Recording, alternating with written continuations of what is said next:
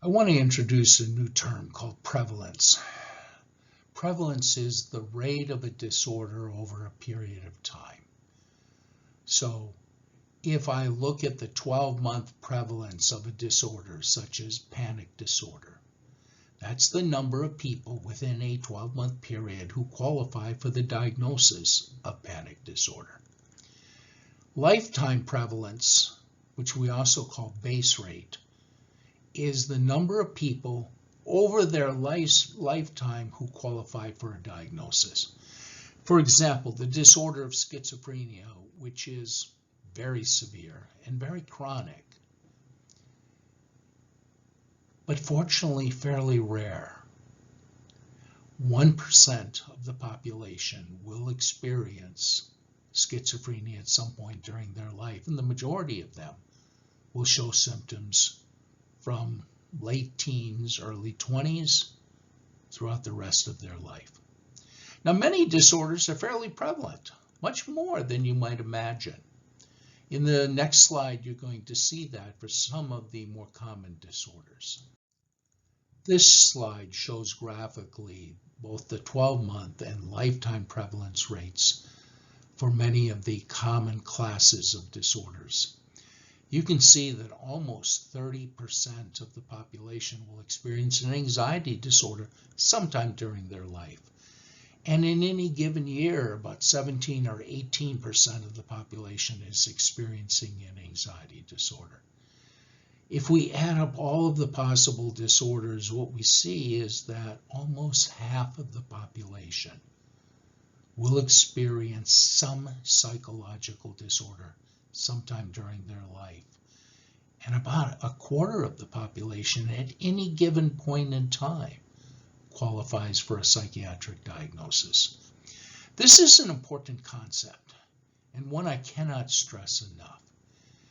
It's very easy when we're going through this course to see disorders and the severity of the disorders and the unusual symptoms and think, wow, that's weird. But in fact, it's more common than you might imagine. And one of the themes I'm going to emphasize throughout this course, and I think it's an important one, people are not defined by their diagnosis. If you have a panic disorder, that's a bad thing. It's going to affect your life. Sometimes it's going to affect your life seriously. But you're still the person you were before the panic disorder came. And you will deal with the panic disorder just like you will deal with other bad things going on in your life. The panic disorder may have a big effect on your life, but it doesn't define who you are. I mentioned earlier that this course will be taught from a scientific perspective. Science currently dominates the field of abnormal psychology, although you will learn it hasn't always dominated. Why does science dominate? Because, well, it works. Science has helped us to understand what's actually going on with various disorders, and in some cases to help us to either prevent or treat the disorders when they occur. Now, a characteristic of science that isn't always appreciated by students, but is very important, is that science advances by disproving the old theories and forcing us to develop new theories. And in this field, that has happened repeatedly. I've been teaching this course going back to graduate school 45 years ago. I can tell you a lot of the things I taught in the course when I first taught it, we now know are false. That's not a problem with science. That's the advantage of science. It keeps learning. We're going to talk about several different scientific approaches. They're listed here, and I'll cover each of them in turn. Probably one of the best known ways of studying psychopathology is the case study. And you're probably familiar with a lot of case studies, and I'm going to mention 3 of them here as well. The case study is a great way to get into an area, but it doesn't take you very far. Case studies are very good at developing hypotheses, but they're terrible at testing them. If I'm studying, for example, someone who's very depressed, I can learn a lot about that person and about their depression, but I don't know whether what I'm learning is unique to that individual or is characteristic of anyone who has depression. Therefore, you have to be very cautious with case studies. We talk about case studies not generalizing well to the entire population. To put that in English, what I learned from a case study may not be true of other people with the same disorder. And I have to recognize that. What we do with a case study, though, is often develop ideas called hypotheses that we can test with larger samples of people. And that way we can see whether it's unique to an individual or a part of a particular disorder. I'm going to briefly describe 3 case studies that are famous in the field of psychopathology. The first is little Hans. He was, as you might imagine, a young boy named Hans who was studied indirectly by Freud. When Freud studied children, he typically did not study them directly, but rather studied them through their parents. Little Hans was afraid of horses. At one point he was not, but then he became afraid of horses.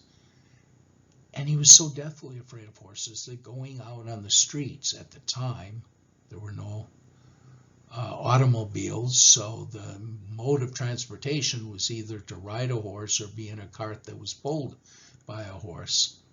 That was pretty disruptive to his life. Freud studied him through his parents and came to the conclusion that little Hans was not afraid of horses, but actually afraid of his father. And he used a process called projection to take the fear of his father and project it on something else that was big and powerful like his father. Now, why would Hans project that fear? Well, because Hans was dependent on his father. His father took care of him. His father earned the money that paid for his home and for his food and for all of the other things. His father was in charge of what was going on. So being afraid of his father was threatening, hence the projection onto the horses. Now, why was he afraid of his father? Well, it's a long story here. I'm only going to tell you pieces of it. And quite frankly, part of the pieces are considered laughable by many people today. Freud believed that little Hans was at an age where he became sexually attracted to his mother. And because of that sexual attraction, he wanted his mother sexually. Now, Freud understood that a 4-year-old doesn't really know what that involves, but has sort of a gut level feeling. And at a gut level, Hans understood that his father was also sexually attracted to his mother. So his father was a rival for the same woman. But his father was so much bigger and more powerful that in a battle for his mother, Hans would almost certainly lose. Now, Freud also suggested a variety of things because he believed that young boys who wanted their mother and became afraid of their father became afraid that their father might cut off their penis, called castration anxiety. And the reason was that they were vaguely aware that some people had a penis, males, and some did not, females. And in their mind, having a penis or not having a penis was a matter of whether it had been cut off. So little Hans feared that if he fought for his mother and lost, he may lose his penis. Okay, it's pretty sexist. Comes from ideas like penis envy, where penis is everything. In today's society, it certainly isn't politically correct, and at other levels, it's not very good science either. But that said, that was the theory. And the theory was based on a lot of information learned through a case study. Now, I want to introduce another point here. The concept is called parsimony, and if you look that up in the dictionary, you'll see that it is defined as stinginess. So a parsimonious individual tends to be stingy with their money, with their attention, etc. But in science, parsimony is considered a virtue. A parsimonious theory is a simple theory that predicts the data as well as a more complex theory. And we always prefer simple theories over complex theories as long as they predict the data equally well. Now, it turns out there's a more parsimonious explanation for little Hans's fear of horses. It appears that little Hans was almost trampled by a horse who got spooked in the street and started rearing up. Now, if you're 4 years old and 3 foot 6 inches tall, and you're almost trampled by this huge horse, you're going to be afraid of it. That's a much simpler explanation. I was nearly killed by a horse, so I'm afraid of horses, than the explanation that Freud offered. Because Freud's theory required that little Hans have sexual feelings for his mother, that little Hans understood that his father was a sexual rival, that little Hans was afraid that his father would cut off his penis if it came down to a fight. Those are a lot of very speculative ideas, none of which you have to invoke if you simply say if something frightening happens to you, you're likely to be afraid of whatever caused that. A less controversial case study is the case of Phineas Gage, who was a railroad foreman, apparently a very good one, who had a really bad day one day. He was packing dynamite into a hole that had been drilled into rock to blast the rock and make way for the railroad, when he accidentally, with the 3-foot-long metal bar he was using to tamp down the dynamite tightly into the hole, triggered a spark and turned that hole into a gun barrel, firing the rod out because of the explosion through the side of his face and out the top of his head, and landing about 75 yards away from the place of explosion. Now, the amazing thing, or at least I think amazing, is Phineas Gage survived. I'm just saying a lot because they didn't have a lot of very good medicine at the time to be able to treat someone with such a serious wound. But he wasn't the same person. He had been very organized and afterwards was very disorganized. He had been a serious fellow who got along well with people, and he became kind of outrageous in his behavior, often being obnoxious around other people. His personality, in other words, changed dramatically. This case study illustrates that one's personality seems to be shaped by the brain. When the brain is seriously damaged, the personality changes. Now, we know that from other sources, and we know a lot more about personality than we did at the time of Phineas Gage. And some of you have perhaps seen changes as a result of brain damage in personality. If you know someone who's died of Alzheimer's, my father died of Alzheimer's, you know that their personality gradually disappears as their Alzheimer's progresses.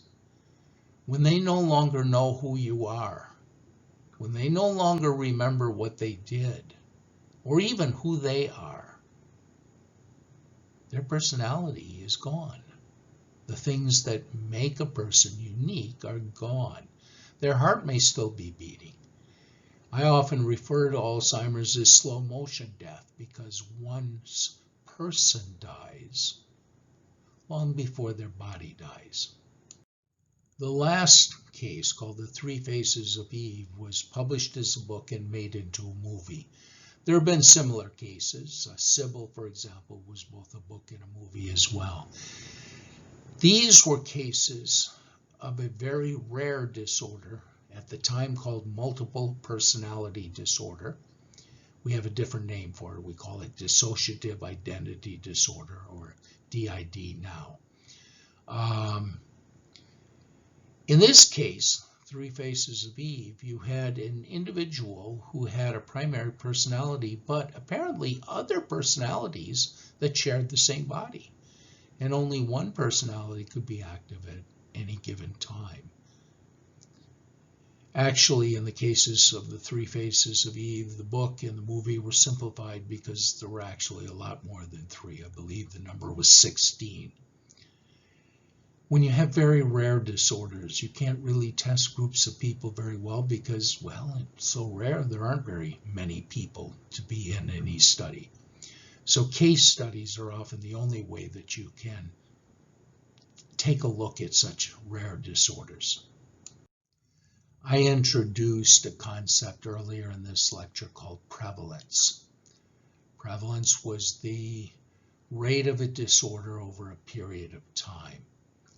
Prevalence is one of the concepts in a field called epidemiology, which is used in medicine as well as psychiatry to study various disorders. There's a related term to prevalence called incidence, which is the number of new cases in a given period of time. So the 1-year incidence of a disorder is the number of people first diagnosed with that disorder within that year. We always define incidence and prevalence within a period of time. And you may remember that lifetime prevalence goes by another name as well, called base rates. Now, in order to be able to get these figures, we need representative samples. As I'm recording this right now, we are in the middle of a COVID-19 pandemic. And so we're using epidemiological measures to try to figure out what's going on. And at this particular point in time, we've learned a lot, but there's a lot of things we haven't learned. One of the reasons we haven't learned a lot right now is because, well, we're at a stage where we're not very good at being able to measure. And we don't have enough resources to measure whether any individual has or has had the virus in the past. We make a distinction between two concepts when we're doing any kind of research, but especially in epidemiology. One is reliability, which is the consistency. If I want to measure whether a person has a disorder, I want two people to be able to agree on which disorder, if any, they have, called inter-rater reliability. Reliability can also be applied in other respects. Well, I want to know, for example, if a diagnosis is consistent over time. So if, for example, you have an intellectual dysfunction diagnosis, what we used to call mental retardation, and I test you 6 months later, do you still have the diagnosis? In that case, you probably do. But if you have an anxiety disorder and I test you in 6 months, you might not, because anxiety tends to come and go. And if you have a serious depression and I test you 6 months later, the odds are very good you won't be depressed at that 6-month period, because depression tends to be cyclical and goes away by itself in 6 to 9 months. Validity refers to accuracy, and we're going to be talking about validity throughout this course, so I'm not going to say anything more about it right now.